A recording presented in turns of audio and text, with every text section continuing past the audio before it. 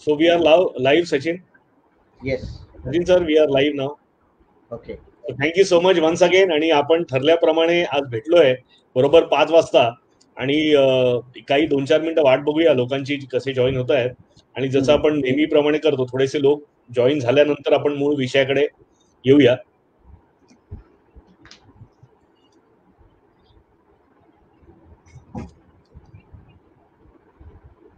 आणि जसे लोक जॉईन होतील, माझा आवाज येतोय विवेक नमस्कार, विवेकजी आलेले आहेत, बुद्धदेव सर, मुकुल आलेला आहे. Mukul good evening. Vivekji good evening. Vijay Pawar आहेत, प्रशांत कब्दुले आलेले आहेत, नमस्कार. Kiran Mistry good evening. Good evening. Girish Wangankar, Girishji good evening. Sakharam Thakur आलेले आहेत, तुषार कदम आहे. तुषार, हॅलो तुषार. प्रशांत आवाज येतो, येस.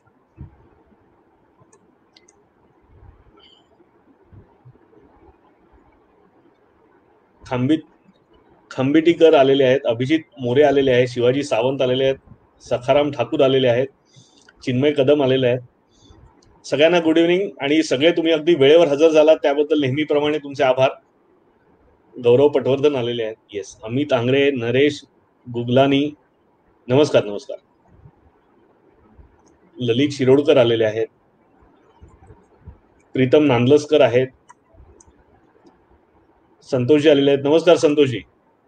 नरेश सुर्वेजी आले आहेत, नम्रता वारंग आलेले आहेत. सचिनजी, आणि तुम्हाला लक्षात आलं असेल की इथे जे जे कोणी हे अगदी वेळेवर येतात त्यांच्यापैकी बहुतेक जणांनी आपल्याला त्यांचं बिझनेस प्लॅन सुद्धा पाठवलेला आहे की ज्याच्यावरती आपण कालांतराने बिझनेस मॉडेल पाठवलेलं आहे, आपण बोलणार आहोत त्याच्यावरती. प्रमोद सावंत आलेले आहेत, रवींद्र चव्हाण आलेले आहेत, येस.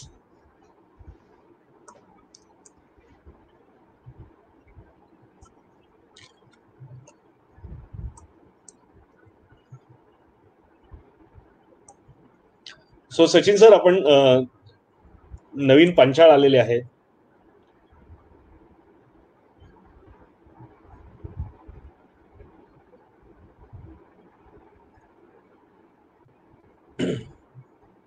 सुदीप घाडगे आलेले आहेत.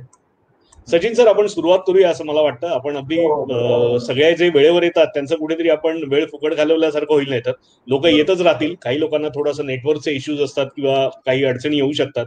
तर मित्रांनो, परत एकदा सगळ्यांचं मनापासून स्वागत करतो. आपली ही जी कार्यशाळा आहे कोकणवंत व्हा, ह्या आपला जो काय आपण एक प्रयत्न करतो त्याच्यात आपण एक जी कार्यशाळा चालू करतोय त्याचा आज 4था दिवस आहे आणि आपण 4थ्या दिवशी बोलणार आहोत बिझनेस आयडेंटिटी आणि बिझनेस कंप्लायन्स या विषयावरती. अत्यंत महत्वाचे विषय आहेत, थोडंसं टेक्निकल आहेत विषय, पण आतापर्यंत जे आपण केलं ते बिझनेस फाउंडेशन बद्दल बोललो, आपण बिझनेस मॉडेल बद्दल बोललो, त्याच्यानंतर आपण बिझनेस आयडिया ह्या विषयावरती आपण बोललो. असे काही महत्वाच्या विषयांवरती आपण चर्चा आतापर्यंत केली.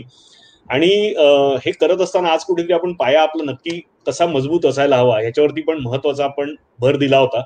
आणि आपण एक चर्चा केली होती की तुमचे प्रिन्सिपल्स काय काय आहेत व्यवसायात येण्यासाठी, अशी काय प्रिन्सिपल्स आहेत की ज्यांना धरून, जी सरांनी एक छान उदाहरण दिलं होतं आपल्याला दोरीचं, ती दोरी तुमच्यासाठी ती दोरी काय असणार आहे हे थोडंसं समजून घ्यायला आवडेल. तर पटापट आणखीन काही लोक येईपर्यंत पटापट जर काही कमेंट्स येऊ शकल्या तुमच्या की प्रत्येकाने आपापलं काय प्रिन्सिपल, जसं मागच्या वेळेला आपण त्यांच्या व्हायबद्दल बोललो होतो, कशासाठी मला व्यवसाय द्यायचा आहे याच्याबद्दल बोललो होतो, तर त्या व्यवसायात आल्यानंतर मी कोणती प्रिन्सिपल जगणार आहे याविषयी आपल्याला बोलायचं आहे. तर ते समजून घेऊया आपण, तुम्ही काय त्याच्यावरती काम केलंय आणि नंतर आपण आपल्या मूळ विषयाकडे जाऊया. तर पटापट जरा तुमची काय, तुम्ही असं ठरवलंय की तुमची काय प्रिन्सिपल आहे ते थोडंसं आम्हाला कमेंटच्या माध्यमातून कळलं तर बरं होईल.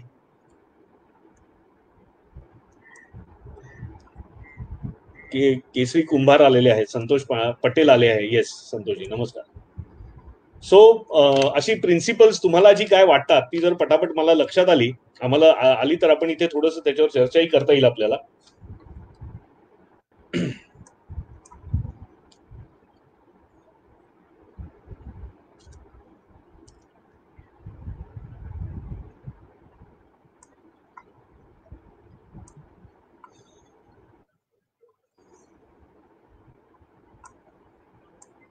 आपण 2 मिनिटं वाट बघूया लोकांची, त्यांनी, कारण टाईप करायला वेळ जातो. विजय पवार म्हणतात honesty and hardworking. Mukul Bandiwadekar म्हणतात environment friendly project. Alka Phatak म्हणतात गुड इव्हिनिंग अलका. हा, गुड इव्हिनिंग अलका मॅडम. आपण आता चर्चा करतोय की मागच्या वेळेला जे आपण डिस्कस केलं होतं की माझ्या धंद्यामध्ये मी जर येणार असेल तर त्या धंद्याला कोणती प्रिन्सिपल्स मी आहेत की ज्याला कधी मी कॉम्प्रोमाइज करणार नाहीत, अशी कोणती प्रिन्सिपल आहे त्याच्याबद्दल बोलतोय आपण. संतोष सावंत म्हणतात क्वालिटी वर्क, प्रॉम्प्ट रिॲक्शन्स आणि हॉनेस्टी. संतोषजी म्हणतात प्रॉम्प्ट रिॲक्शन्स, क्वालिटी वर्क आणि हॉनेस्टी हे ते प्रिन्सिपल त्यांना महत्वाची वाटतात.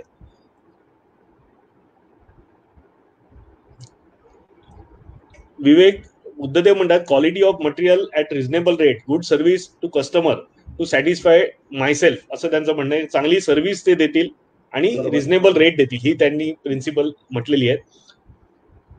आपण अलका फाटक मॅडम, आपण मागच्या वेळेला आपल्या सेशनमध्ये म्हटलं होतं की काही महत्वाची प्रिन्सिपल जी आहेत धंद्यामध्ये की जी मी कधी, माझी तत्व ही मी कधी, माझ्या व्हॅल्यूज कधी बदलणार नाही.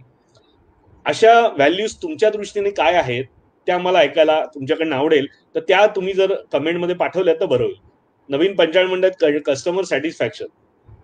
प्रीतम नानलसकर म्हणतात honesty, very good quality product, ते आपण मगाशी म्हटलं. आणि दिनेश वेदक म्हणतात honesty, trustworthy, transparency, accountability. Very good. Yes, very good. Sakharam Thakur म्हणतात इंटिग्रिटी. खूप छान त्यांनी शब्द वापरलाय. येस. संतोष आरेकर म्हणतात, हा संतोषजी गुड इव्हनिंग, आपण कोणत्या प्रिन्सिपल वरती बोललो होतो आणि तुमच्या दृष्टीने व्यवसायाची प्रिन्सिपल्स तुम्हाला काय वाटतात महत्वाची आहेत ती आम्हाला थोडीशी लवकर सांगितली तर बरं होईल. कोणत्या व्हॅल्यूज तुम्हाला जगायला व्यवसाय करत असताना आवडेल ते आपण मागच्या वेळेला बोललो होतो, तर त्याची थोडीशी आम्हाला इथे माहिती घेतोय आम्ही. नमस्कार रसाळ सर. नमस्कार. प्रमोद सावंत म्हणतात quality, honesty, save energy. Girish Wangankar म्हणजे integrity, best possible service quality. Gaurav Patwardhan म्हणतात कम्युनिकेशन स्किल्स. सो सर, आता बऱ्याच लोकांनी आपल्याला पाठवलेली आहे, तर इथे कुठेतरी लोकांचे अजूनही शंकेला वाव आहे की अजूनही त्यांना व्हॅल्यूज काय आहे किंवा व्हॅल्यूजचं महत्व तरी कळलंय, पण व्हॅल्यूज कशा जगायला पाहिजेत किंवा काय असायला पाहिजेत हे कुठेतरी अधोरेखित झालेलं काही उदाहरणांच्या बाबतीत थोडंसं डिफिकल्ट जात आहे. तर ज्यांना कोणाला, हा अलका फाटक म्हणते इनोव्हेशन इन सर्व्हिस, अलका फाटक म्हणते इनोव्हेशन, ते काहीतरी वेगळं करतील.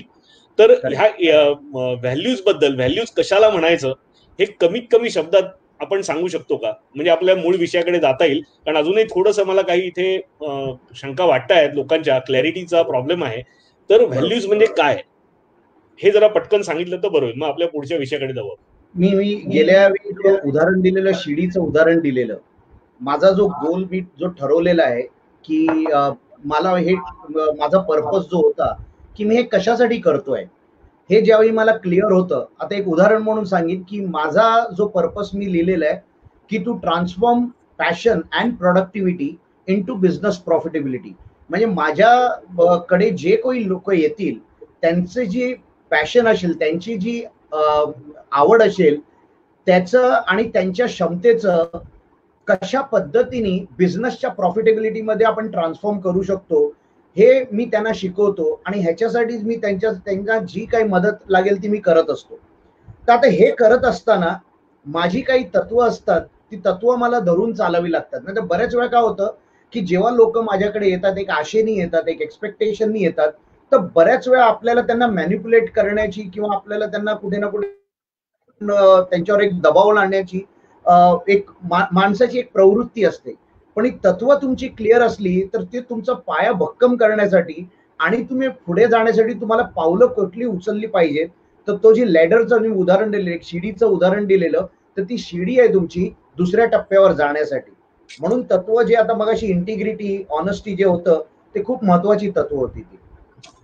याच्यात एक तुम्हाला अजूनही सोपं करून सांगतो, ज्यांनी अजूनही तत्वांवरती काम केलेलं नाही, तत्वानी काम जरी करत असले तरी तत्व आपल्याला डिफाईन करता येत नसतील, एकच प्रश्न स्वतःला विचारा, तुमची ओळख बिंग सो अँड सो. आता गौरव पटवर्धन म्हणतात कम्युनिकेशन स्किल. तर गौरव पटवर्धनांनी स्वतःला असं विचारायचंय की बिंग मी काय आहे, म्हणजे मी काय आहे स्वतः.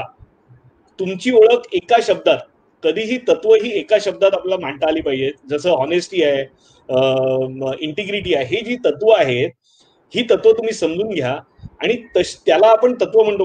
जी तुमची ओळख, एक प्रकारे तुमची ओळख होते तुमच्या स्वतःविषयी, तुम्ही स्वतःबद्दल, तुम्हाला जे लोक म्हणतात किंवा तुमच्याबद्दल तुम्हाला माहिती आहे की ही माझं आहे, मी जर इमानदार आहे मी जर तत्वाशी वागणार आहे, मी इनोव्हेटिव्ह आहे. आता इनोव्हेशन हे थोडंसं परत एक डाऊटफुल स्पेस आहे, पण त्याचबरोबर इंटिग्रिटी आहे किंवा सचोटी आहे, हॉनेस्टी आहे, ही तत्व आहे. ही तुमची एक प्रकारे ओळख आहे. बिईंग हॉनेस्ट किंवा बिईंग इंटिग्रेट किंवा त्याला आपण आणखीन असे सचिन सर आपण काय आणखीन उदाहरण देऊ शकतो? बिईंग मला हॉनेस्ट. आता सांगताना मला एक आठवलं, म्हणजे एक सोपं उदाहरण याचं जर आपल्याला चेक करायचं असेल माझी तत्व काय, तर मी जर एक सांगेन, समजा माझ्याकडे काही पैसा उरला नाही, काही उरलं नाही, पण माझ्या मुलांना जर मला कुठलं माझ्याकडनं असं काही द्यायचं असेल ज्याच्यावर त्यांचं आयुष्य पुढचं एकदम सुखी झालं पाहिजे आणि माझ्याकडे हे एवढेच राहिलेले असतील, तर मी त्यांना काय देणार? तर आपण जेव्हा बोलतो की लोकांनी खोटं बोलू नये, तर आपल्याला जे वाटतं की बा हे योग्य आहे, जे योग्य आपल्याला वाटतं, जे आणि आपण जे आपल्या मुलांना देऊ की त्याच्याशी कधीच त्यांनी कॉम्प्रोमाइज करू नये, ह्याला आपण तत्व म्हणू शकतो. म्हणून आपण म्हणतो ना की कम्युनिकेशन हा स्किलचा पार्ट झाला, इनोव्हेशन पण कुठे ना कुठेतरी आपण इनोव्हेट करतो तो क्रिएटिव्हचा पार्ट झाला. तत्व म्हणजे जे मी जगतोय ह्याच्याशी मी कधीच कॉम्प्रोमाइज करणार नाही. मला किती पण त्याच्यामध्ये मला चॅलेंजेस आले, म्हणजे चांगले वाईट प्रसंग माझ्यासमोर असले, तरी पण मी ते करून म्हणजे त्याच्याशी मी कॉम्प्रोमाइज करणार नाही. जसं मगाशी कोणीतरी इंटिग्रिटी सांगितलं, इंटिग्रिटी म्हणजे काय? स्वतःशी प्रामाणिकपणा. मला कोणी बघतोय तेव्हाच मी करणार आणि कोणी बघत नसलं तर सिग्नल तोडून निघून जाईल, मग ती तत्व नाही आहेत. मग इंटिग्रिटी म्हणा, तुमचं मग ऑनेस्टी म्हणा, हे तुमच्याशी तुमचा प्रामाणिकपणा आहे. आणि तुम्हाला आहे ना, जेव्हा ते तुम्ही करता तर तुम्हाला कोणा ह्याचा विचार नसतो, तुम्ही स्वतःशी प्रामाणिक आहात आणि त्याचं सॅटिस्फॅक्शन तुम्हाला सगळ्यात जास्त मिळतं, त्याला आपण तत्व म्हणतो. म्हणून तुम्हाला बरोबर, याच्यावरती आपण अजून काम करा, तुम्ही पण काम करा, थोडीशी माहिती घ्या तुमच्याकडनं, कधी असेल काही अडचण असेल तर व्हॉट्सअप करा. आज आपण मूळ विषयाकडे सचिन सर जाऊया. आपण साधारण बऱ्यापैकी लोकही आलेले आहेत, बरोबर, बऱ्यापैकी लोकही आलेले आहेत, तर मूळ विषयाला आपण हात घालूया. तर आजचा जो विषय आहे आपला हा आहे बिझनेस आयडेंटिटी आणि बिझनेस कंप्लायन्स. तर त्याच्यातला बिझनेस कंप्लायन्स हा जो विषय आहे हा बऱ्यापैकी टेक्निकल आहे. तर आपण सुरुवातीला तो विषय घेऊया, कारण त्याच्यामध्ये फार जास्त डिस्कस करण्यासारखं वेगळं असं काही नाहीये आणि जे इझिली अवेलेबल आहे. मी मागच्या वेळेला म्हटलं होतं की तुम्ही पर्पजच्या बाबतीत आणि तुमच्या व्हॅल्यूजच्या बाबतीत गुगल करू नका असं म्हटलं होतं, पण हा जो विषय आहे बिझनेस कंप्लायन्स, ह्याच्यामध्ये तुम्हाला गुगल करून सगळी माहिती मिळू शकते. तर त्याचा आम्ही ओव्हरव्ह्यू पहिल्यांदा तुम्हाला देतो आणि मग आपण एक महत्वाचा विषय किंवा त्याच्याविषयी जास्त इंटरेस्टिंग विषय बिझनेस आयडेंटिटी याच्यात जाऊया. मग त्याच्यात आपल्याला जास्त वेळ देता येईल. सचिन सर, तर मूळ विषयाकडे जाऊया की बिझनेस कंप्लायन्स याच्याबद्दल आपण लोकांना काय सांगू शकतो, प्लीज. ठीक आहे. तर मी एक पीपीटी आहे त्याच्यावरच, म्हणजे त्यांना पण बघता येईल. हे दिसतंय का सगळ्यांना? पीपीटी दिसते? नाही, अजून ऍड नाही झाली. ऍड नाही झाली आहे का? एक मिनिट.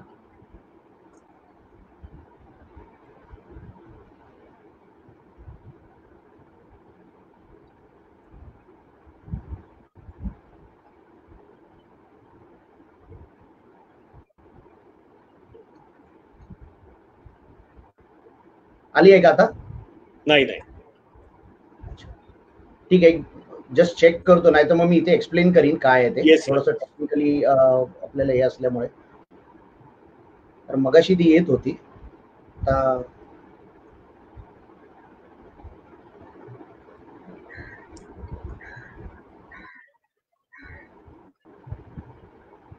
ठीक आहे सर, तुम्ही एक्सप्लेन करा ना. आपण एक्सप्लेन करतो, चेक करतो, जर आलं तर ते करतो. पीपीटी आली? पेज दिसतंय? नाही. हा, ते काहीतरी वेगळं हे, काही हरकत नाही. मी जस्ट एक्सप्लेन करतो, दाखवता आलं तर.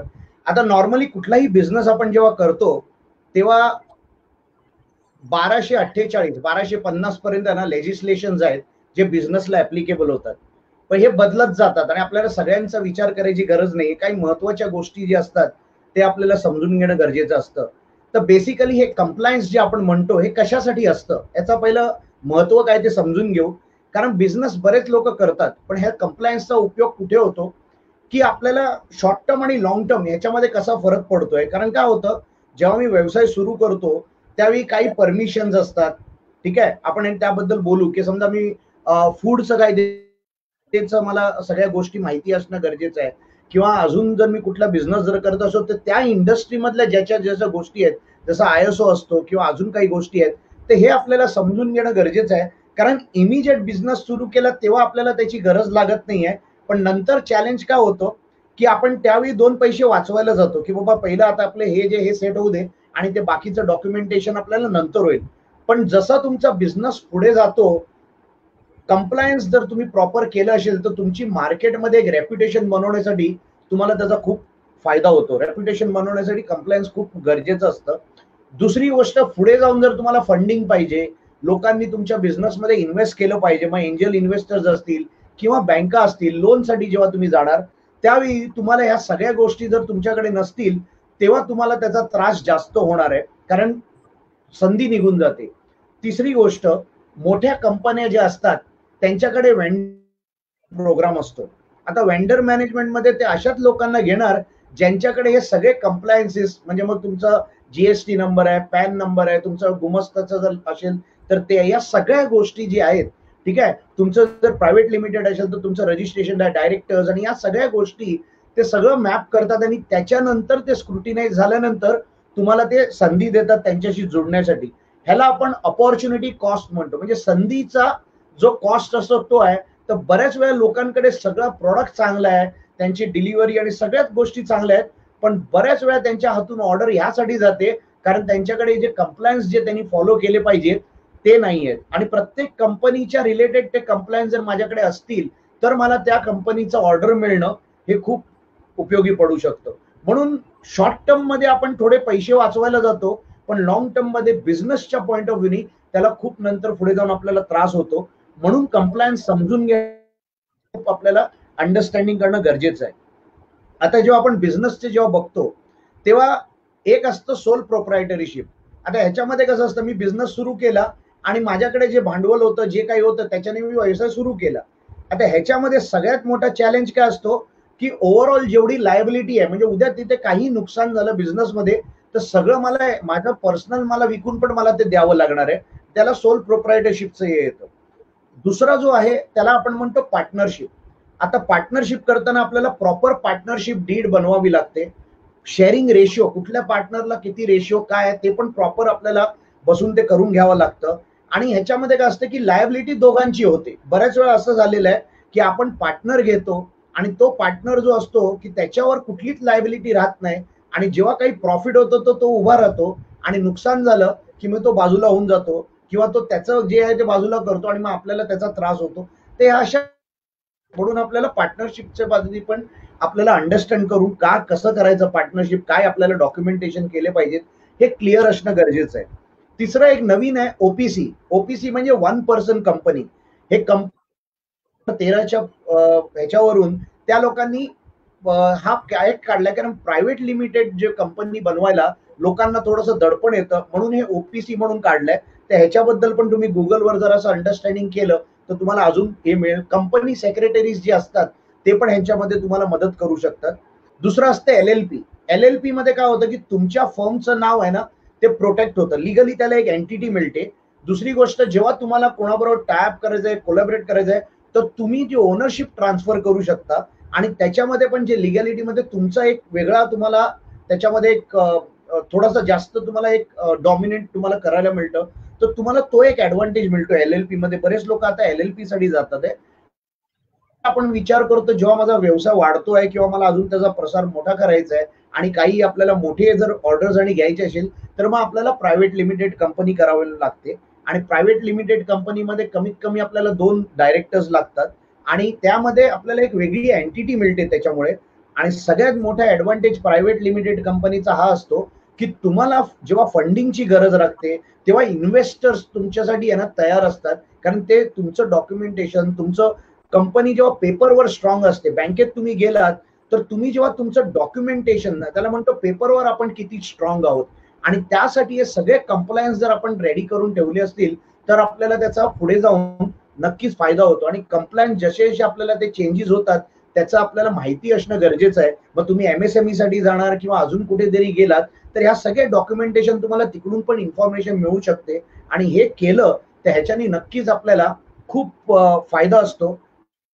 थोडंसं निष्काळजीपणा बरेच लोक करतात आणि त्याच्यामुळे चॅलेंजेस येतो. तर जसं मी सांगितलं की तुमचा बिझनेस कुठल्या स्टेजला आहे त्या स्टेज प्रमाणे सुरुवातीला तुम्ही सोल प्रोप्रायटरशिप सुरू करता. मग त्याच्यानंतर तुम्हाला वाटतं की बाबा मी करत असताना मला अजून याच्यामध्ये कोणीतरी पार्टनर पाहिजे, मग इमिजिएटली त्या करत असताना जसं तुम्ही पार्टनरचा विचार करता तसं लिगल जो एस्पेक्ट आहे तो पण तुम्हाला प्रॉपर करून ठेवणं गरजेचं आहे. नाहीतर नंतर पुढे जाऊन बिझनेसमध्ये ह्याच गोष्टीसाठी चॅलेंज येतो आणि तिकडे मग पुढे जाऊन त्या बिझनेसला तो चॅलेंज क्रिएट होतो. म्हणून कुठल्या स्टेजला आपला बिझनेस हे आपण समजलं आणि जसा आपला बिझनेस वाढतो त्याप्रमाणे आपल्याला हे कंप्लायन्स आपल्याला बदलावे लागतील. आणि उद्या जर तुम्हाला अजून वाढवायचं असेल, फंड्स पाहिजे असतील तर त्याप्रमाणे करेल. विवेक, तुला काही याच्यावर सांगायचं असेल? येस, आता हे जे सरांनी जे सांगितलं हे कंप्लायन्स हे जनरिक लागतात. जनरिक कोणताही व्यवसाय झाला तरी याची मांडणी थोडीफार अशी असते. त्याचबरोबर ज्या व्यवसायात आपण आहात, ज्या व्यवसायात आहात, आता तो फूड आणि रिलेटेड असेल तर तुम्हाला FSSAI ची लायसन घ्यायला लागतील. रेस्टॉरंट काढणार असाल तर आणखीन वेगवेगळी लायसन्सेस वेगवेगळी लागतात. त्याला फूड अँड ड्रग डिपार्टमेंटची काही वेळेला लायसन लागू शकते, FDA ची लागू शकतात. त्याच्यानंतर हॉटेलचा साईज किती आहे त्याच्यावरती परत वेगवेगळी लायसन्स लागू शकतात. अशी प्रत्येक व्यवसायाला, आता तुम्ही जर मॅन्युफॅक्चरिंग मध्ये असाल तर तुम्हाला आणखीन त्याच्यापेक्षा वेगळी, डिपेंडिंग अपॉन युअर प्रोडक्ट, तुमचं प्रोडक्ट काय आहे त्याच्यावरती तुम्हाला कंप्लायन्स करायला लागतो. काही जर प्रोडक्ट आपण असं बनवणार असू की जे तुम्ही एक्सपोर्ट करताय, काही प्रोडक्ट तुम्ही बनवताय आणि तुम्ही एक्सपोर्ट करणार आहात, तर ज्या कंट्रीमध्ये तुम्ही एक्सपोर्ट करणार आहात तिकडचे काही कंप्लायन्स सुद्धा आपल्याला पूर्ण करावे लागतात. म्हणजे तुमचं जे प्रोडक्ट आहे तर त्या कंट्रीमध्ये ते विकायला योग्यतेचं आहे का ह्याच्यासाठी तिकडचेही कंप्लायन्स तुम्हाला पूर्ण करावे लागतात आणि ती माहिती तुम्हाला वेळोवेळी घ्यायला लागेल. मी आता एक तुम्हाला लिंक शेअर करतोय सगळ्यांना. indiafilings.com नावाची एक साईट आहे, indiafilings.com. या indiafilings.com वरती जर तुम्ही गेलात तर तुम्हाला सगळ्या प्रकारचे कंप्लायन्स, हे जे आता सरांनी सांगितले असे सगळ्या प्रकारचे कंप्लायन्स कोणते कोणते लागतात हे सगळे तिथे अवेलेबल आहेत. तुमच्या इंडस्ट्री एक्सपर्ट कडनं तुम्हाला थोडीशी माहिती घ्यावी लागेल. कंपनी सेक्रेटरी जे आहेत किंवा तुमचे चार्टर्ड अकाउंटंट आहेत ते तुम्हाला याच्यात मदत करू शकतात. तुम्ही जेव्हा एका लायसन्सला जेव्हा अप्लाय करता तेव्हा अनेक लायसन्स तुम्हाला विचारली जातात आणि बरेच वेळेला जसं सरांनी सांगितलं आपण व्यवसायाला सुरुवात करतो आणि सुरुवात केल्यानंतर असं लक्षात आलं आपल्याकडे हे लायसन नाहीये, आपल्याकडे हे लायसन नाही, मग तेच झालं नाही, मग तुमच्याकडे हे लायसन नाही म्हणून आम्ही तुम्हाला हे लायसन देऊ शकत नाही, अशी एक मग पूर्ण एक लाईन त्याची आणि तशी समस्यांची लाईन आपल्यासमोर उभी राहते. कारण ही खूप टाइम कन्झ्युमिंग आहे, हे पटापट होणाऱ्या गोष्टी नाही आहेत. पण ज्या वेळेला आपण व्यवसायात सुरू करतोय त्यावेळेला तुम्हाला जर अंडरस्टँडिंग असेल तर जसं आपण म्हटलं होतं की बिझनेस प्लॅन बनवताना सुद्धा तुम्ही तुमच्या गोलनुसार, तुमचा जो गोल आहे त्या गोलनुसार कोणती लायसन्स कधी कधी घ्यायची ह्याचा तुम्ही आधीपासून जर अभ्यास केलेला असेल तर आयत्या वेळेला तुमची गडबड होणार नाही. आता एखाद्याने व्यवसाय चालू केला आणि मॅन्युफॅक्चरिंग करतायत आणि त्यांनी ठरवलं की 2 वर्षांनी जेव्हा माझा बिझनेस ह्या लेवलला येईल त्यावेळेला मी एक्सपोर्ट सुरू करीन, हे जेव्हा त्यांनी जर ठरवलेलं असेल, तो गोल सेटिंग केलेलं असेल, तर जसा तो बिझनेस तिथे जवळ जाईल तेव्हा त्याला ते लक्षात यायला पाहिजे की आपलं ह्या वेळेला काही विशिष्ट लायसन्सिंग करणं हे आपलं क्रमप्राप्त आहे पुढच्या व्यवसायाच्या दृष्टीने आणि तो तिथे काम सुरू करू शकतो. तर मुळात काय आहे की कंप्लायन्सला न घाबरता, आज आपला इथे सांगण्याचा प्रयत्न काय आहे की कंप्लायन्सला न घाबरता सगळे कंप्लायन्स करणं, ते असणं, तुमच्याजवळ असणं अत्यंत महत्वाचं आहे. जेव्हा व्यवसायामध्ये तुम्ही येता त्यावेळेला व्यवसायाच्या अडचणीमध्ये आपण गुंतलेले असतो, त्यावेळेला ह्या अडचणी जर आल्या तर इथे आड आणि तिकडे विहीर अशी काही वेळेला आपली परिस्थिती होते आणि व्यवसायामध्ये अडचणी निर्माण होतात. तर तुम्ही मी तुम्हाला जी indiafilings.com ही जी साईट आहे याच्यावर तुम्ही गेलात आणि ते तुम्हाला मदतही करतात. तुम्हाला त्या प्रकारचे फायलिंग करायला हे साईट ही प्रायव्हेट साईट आहे कुठची, मी एन्डोर्स करत नाही त्याला, पण ही चांगली साईट दिसते आणि ह्याच्यावर जाऊन तुम्ही तुमचं रजिस्ट्रेशन करू शकता किंवा तुमचे जे प्रोफेशनल्स आहेत त्यांना तुम्ही विचारू शकता.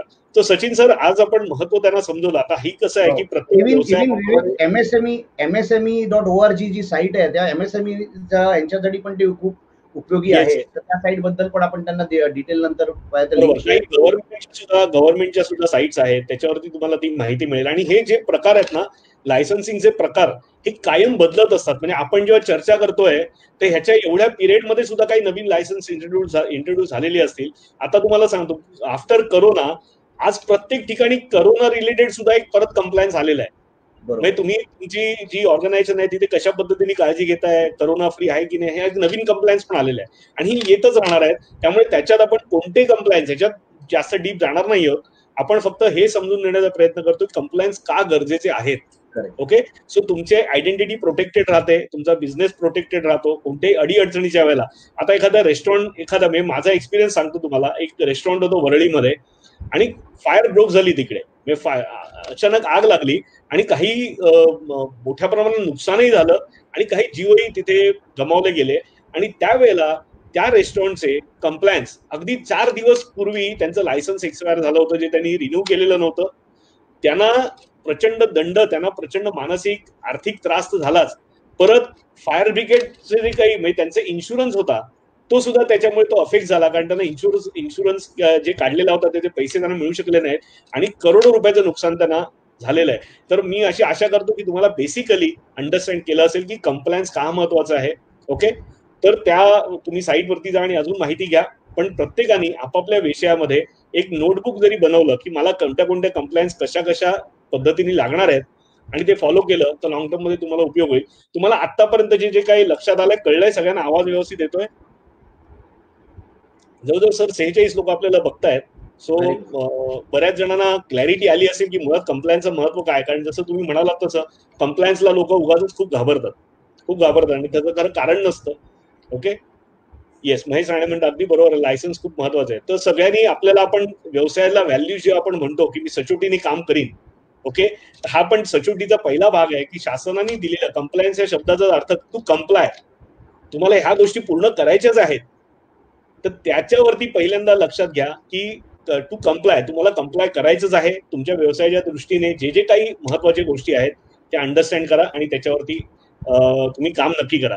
सो सचिन सर, आपण आज महत्वाच्या विषयाकडे जो इंटरेस्टिंग आहे त्या विषयाकडे वळूया आणि सगळेजण त्याविषयीची पण वाट, बिझनेस आयडेंटिटी. आपण मागच्या वेळेला बिझनेस आयडिया बद्दल बोललो होतो, तर बिझनेस आयडेंटिटी या विषयात आपण मार्गदर्शन सुरू करूया. बरोबर. Yes yes, we can start. Yes. तर ज्या पद्धतीने आता आपण बघितलं की आपण बिझनेसचा एक फाउंडेशन बनवलेलं आहे, हा आपल्या पुरता आहे की आपल्याला माहिती आहे आपण व्यवसाय का सुरू करतोय, व्यवसायामध्ये आपली तत्व काय आहेत आणि आपल्याला कुठपर्यंत जायचंय हे आपल्या पुरतं आहे. पण हे जगाला माहित नाही आहे आणि जगापर्यंत जर आपल्याला तिकडे पोहोचायचं असेल आणि त्यांना आपल्याला कळायचं असेल बाबा काही आम्ही काय करतोय, तर आपल्याला त्यांच्याकडे पोहोचण्यासाठी, त्यांच्या समोर जाण्यासाठी आपल्याला आपली आयडेंटिटी, एक आपलं अस्तित्व, आयडेंटिटी म्हणजे सिंपल एक अस्तित्व आहे. तर माझ्या व्यवसायाचं अस्तित्व काय हे जगासमोर दाखवायचं असेल तर मला काही गोष्टी कराव्या लागतील. कारण कुठे ना कुठेतरी आपण जसं म्हटलं की जो दिखता है वो बिकता है, हे आधी बोललं जायचं. आजच्या तारखेला जो दिखाता है उसी का माल बिकता है. तर आपल्याला त्या पद्धतीने लोकांसमोर जाणं आणि त्यांच्यासमोर आपल्याला कशा पद्धतीने काही गोष्टी कराव्या लागतात. तर काही काही पॉइंटर्स आहेत आणि नंतर मी तुम्हाला एक चेकलिस्ट पण विवेक सर तुम्हाला थोडं मध्ये थांबवतो. सर मध्ये थांबवतो 1 मिनिटासाठी. ओके, सो मित्रांनो, आता आपण जे नेहमी भेटणारे आहोत, आपण सगळ्यांना आता खूप छान प्रकारे ओळखायला लागलोय. तो हा जो सब्जेक्ट आहे ना हा खूप इंटरेस्टिंग आहे आणि अजून इंटरेस्टिंग करण्यासाठी तुम्ही ह्याच्यात जेवढं पार्टिसिपेशन घ्याल, ह्या सब्जेक्टमध्ये तुम्ही जेव्हा पार्टिसिपेशन घ्याल त्यावेळेला हे समजायला आणि शिकायला खूप मजा येणार आहे. तर जेव्हा जेव्हा आम्ही प्रश्न विचारू तुम्हाला त्यावेळेला पटापट उत्तरं द्या आणि क्रिएटिव्ह उत्तर द्या. ही स्कोप आहे इथे क्रिएटिव्ह होण्याचा भरपूर आपल्याला. आणि आपल्याला गमती जमती, आपण आयुष्यात पाहिलेल्या गमती जमती इथे भरपूर शेअर करायला मिळणार आहेत. तर सगळ्यांना माझी रिक्वेस्ट आहे, सर जेव्हा जेव्हा सांगतील किंवा मी सांगेन त्यावेळेला पटापट कमेंट करा आणि ह्या विषयामध्ये थोडीशी रंगत आणा. ये सर, सॉरी तुम्हाला डिस्टर्ब केलं. नाही. ओके, बिकॉज हा सब्जेक्ट तसा आहे की बऱ्याचशा गोष्टी याच्यामध्ये आपल्याला अंडरस्टँड करायला मिळतील. तर सगळ्यात पहिलं म्हणजे की आपण जेव्हा बिझनेस करतो आणि आपला जो बिझनेस आहे त्याला एक जर बघितलं एक टॅगलाईन असते. ठीक आहे, बिझनेसची एक टॅगलाईन असते. जर मी म्हटलं जस्ट डू इट, ही टॅगलाईन जर बघितली तर नायकीची आहे. Okay, a lot can happen over a coffee, ही टॅगलाईन जी आहे ती CCDची आहे. ठीक आहे, तशा पद्धती ही टॅगलाईन म्हणजे लोकांच्या माइंडमध्ये तुमची छाप सोडणं. त्या टॅगलाईनमुळे तुमची तिकडे एक छाप बनते. तर हे पण एक क्रिएटिव्ह ह्याचा पार्ट आहे. तर जेव्हा सगळ्यात पहिलं तुम्ही बिझनेसचं नाव, हे नाव सगळ्यात महत्वाचं असते ज्याच्यातून तुमचा बिझनेस रिलेट झाला पाहिजे. आता बऱ्याच वेळा लोक जे आहेत ते देवाची नावं किंवा असं काहीतरी नावं ठेवतात, त्याच्यावरनं तुमचा बिझनेस काय आहे ना हे समजायला चॅलेंज येतो बऱ्याच वेळा. तर तुम्हाला त्या पद्धतीने जर समजा विवेक तू ह्याच्यामध्ये 2-3 एक्झाम्पल त्या दिवशी शेअर करत होतास, तर मला त्यावरनं आपल्याला काही ह्यांना सांगता आलं तर की कशा पद्धतीने नावाचा गोंधळ होतो. बरोबर सर, जसं सगळ्यांना आता माझं सांगणं काय माहितीये का की जेव्हा एखादा व्यवसाय सुरू करतो बरोबर आहे. आपण नाव द्यायला आपल्याला खूप आवडतं, लोकांना नावं ठेवायला खूप आवडतात, पण स्वतःच्या व्यवसायाचं जेव्हा नाव ठेवायची वेळ येते ना, तेव्हा प्रश्न पडतो की नाव काय ठेवायचं. आणि नाव ठेवायचं म्हणजे ओळख. आपण काय देतो, आपण जसं आपल्या मुलगा एखादा जन्माला आला तेव्हापासून आपल्याला नाव द्यायची सवय लागलेली आहे. त्याला जोपर्यंत आपण ती ओळख देणार नाही तोपर्यंत जगात तो कशा काय नावाने वावरणार आहे. ओके. पण त्यातही आपल्याला भरपूर वेळा काय काय बघायला मिळतं की नाव एक असतं आणि माणसाची कर्तृत्व किंवा काम करण्याची पद्धत वेगळी असते. असे भरपूर विनोदही आपल्याला बघायला मिळतात. म्हणजे आपल्या मराठीत एक छान म्हण आहे की नाव सोनूबाई हाती कथलाचा वाळा. ओके. तर अशी असंख्य नावं आपल्याला आजूबाजूला आपल्या मित्र परिवारामध्ये, म्हणजे अगदी त्याचं नाव असतं काळे असतं पण अत्यंत दिसायला गोरा असतो मुलगा. म्हणजे असे भरपूर विरोधाभास आपल्याला बघायला मिळतात. आणि हेच विरोधाभास आपल्याला व्यवसायातही बघायला मिळतात. म्हणजे आपण जेव्हा कधी गाडीने जातो त्यावेळेला कुठेतरी आपल्याला दिसतं की श्री सद्गुरू चायनीज सेंटर. आता श्री सद्गुरू आणि चायनीज सेंटर, म्हणजे जे सद्गुरू कायम सांगतात की बाबा तुम्ही भक्षण करू नका, नॉनव्हेज खाऊ नका, तर तिथे चायनीज श्री सद्गुरू चायनीज सेंटर किंवा अशी नावं असंख्य आपल्याला बघायला मिळतात. तर कुठेतरी नाव ठेवणं ही अत्यंत महत्वाचा भाग आहे. कारण हे नाव तुमच्या आयुष्यभर, जोपर्यंत तुमचा व्यवसाय आहे तोपर्यंत तुमच्या बरोबर राहणार आहे. आणि बऱ्याच जणांना असं वाटतं की माझा व्यवसाय आहे म्हणून माझं नाव ते त्याच्याशी, पण तसं नाहीये. बऱ्याच वेळा ह्या गोष्टी इंटर रिलेटेड असतात की त्या नावामुळे सुद्धा आपली ओळख कळते. ज्यावेळेला तुमच्याकडे एखादा माणूस येतो, इट्स अ फर्स्ट अपीरियन्स, पहिल्यांदा आलाय, ज्यावेळेला मला तुमच्या व्यवसायाबद्दल काहीच माहिती नाहीये, त्यावेळेला तुमचं नावच, फक्त कंपनीचं नावच तुम्हाला रिप्रेझेंट करतंय. अशा वेळेला ते खूप त्या व्यवसायाच्या दृष्टीने रिलेव्हंट असणं हे अत्यंत महत्वाचं आहे. हे आधी पहिल्यांदा समजून घ्या. आणि त्याच्यातल्या बारकावे, आता त्याच्यातले बारकावे म्हणजे काय, तर नाव तुम्ही कोणत्या व्यवसायासाठी निवडताय, तुमचा कस्टमर कोण आहे, कस्टमरचा म्हणजे हा बराचसा मार्केटिंगच्या जवळ जाणारा पार्ट आहे. आपण मार्केटिंग ह्या विषयामध्ये ह्याच्यात परत बोलणार आहोत. पण तुमचा कस्टमर कोण आहे, त्याचं एज ग्रुप काय आहे. आता अगदी लहान मुलांचं हेअर कटिंग तुम्हाला उद्या चालू करायचंय किंवा लहान मुलं किंडर गार्डन चालू करायचंय आणि तुम्ही त्याला नाव दिलं श्री लक्ष्मी बालवाडी किंवा असं काही नाव दिलं, तर तुमच्याकडे कोणत्या प्रकारची लोक येतील असं तुम्हाला वाटतं. तर तुम्हाला ते ठरवायला लागेल की माझा क्लास कोणता आहे, माझा मास कोणता आहे, माझा कस्टमर काय आहे, त्याची लँग्वेज काय आहे, त्याची गरज काय आहे, त्याला कोणत्या गोष्टी प्रभावित करतात, हे तुम्हाला समजून घ्यावं लागेल. तर तुमचं कोणत्याही व्यवसाय, आज मी आपल्याकडे जेवढे बिझनेस मॉडेल आलेले त्याच्यात खूप खूप व्हरायटी आहे.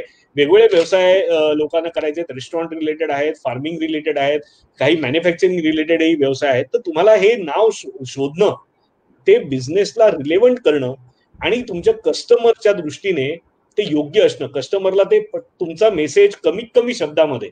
सी जाहिरात ह्याचा अर्थ काय आहे, ऍडव्हर्टायझिंगचा अर्थ काय आहे, की तुम्हाला जे सांगायचंय तो मेसेज कमीत कमी शब्दात, कमीत कमी खर्चात जास्तीत जास्त लोकांपर्यंत पोहोचवायचंय. तर तुमचं नाव जर इफेक्टिव्ह असेल तर तुमचं जाहिरातीचा जो अर्धा खर्च जो आहे ना तुमचा, किंवा अर्धा वेळ हा वाचला, लक्षात घ्या. कारण त्या नावात सगळ्या गोष्टी आल्या. नाम ही काफी आहे. बऱ्याच वेळेला आपण म्हणतो ना, नाम ही काफी आहे. नाव वाचलं की कळतंय कशाबद्दल आहे. ओके. काही याला तुम्हाला तुमच्या स्वतःची नावं वापरायला लागतील. आज आमच्या कंपनीचं नाव आहे गद्रे सिग्नेचर प्रॉपर्टीज. ओके. आता ह्याचं नाव बिल्डकॉन किंवा असंही काही असू शकलं असतं आणि ते काय, त्याच्यात काही चुकीचं नाहीये. पण आमचा जो व्यवसाय हा ट्रस्टशी रिलेटेड आहे. आमच्यावर जो विश्वास, आणि ज्या वेळेला मी माझं नाव माझ्या व्यवसायाला देतो, माझ्या कंपनीला नाव देतो, त्याच्या मागे माझी ती कमिटमेंट आहे. कारण माणूस आपल्या नावाला नेहमी घाबरतो, लक्षात घ्या.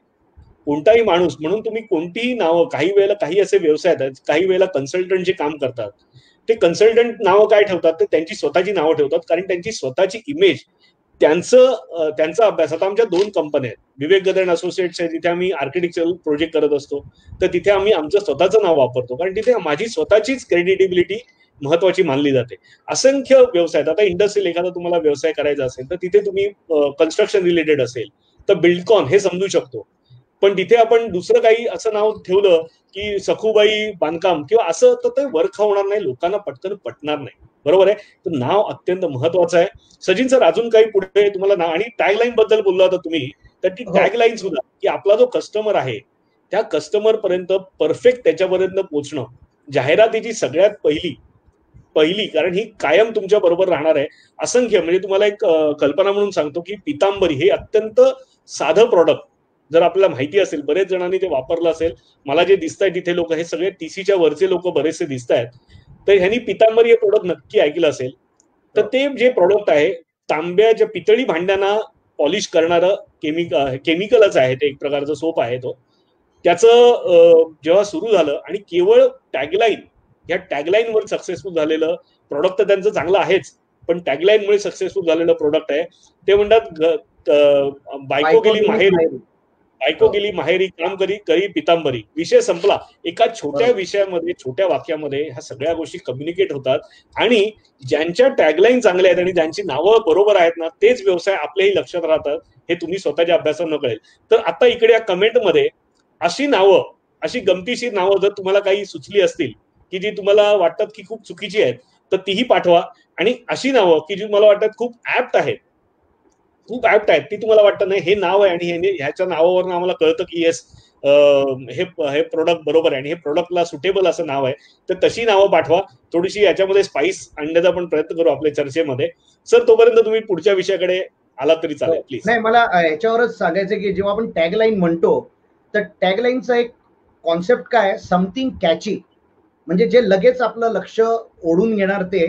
And with tells about your brand promise. ह्याच्यामध्ये तुमची जी कमी, जसं आता तू एक खूप चांगलं सांगितलं की गद्रे सिग्नेचर प्रॉपर्टी, ह्याच्यामध्ये माझी स्वतःची एक कमिटमेंट त्याच्यामध्ये दिसून येते की बाबा काही असेल त्यासाठी मी इकडे उभा आहे. आणि जसं आपण आपल्या नावाला कुठलाही धक्का लागू देत नाही, त्याप्रमाणे जर तुम्हाला कॉन्फिडन्स असेल, स्पेशली जे प्रोफेशनल्स असतात आजच्या तारखेला, ते पर्सनल ब्रँडिंगवर जास्त काम करतात.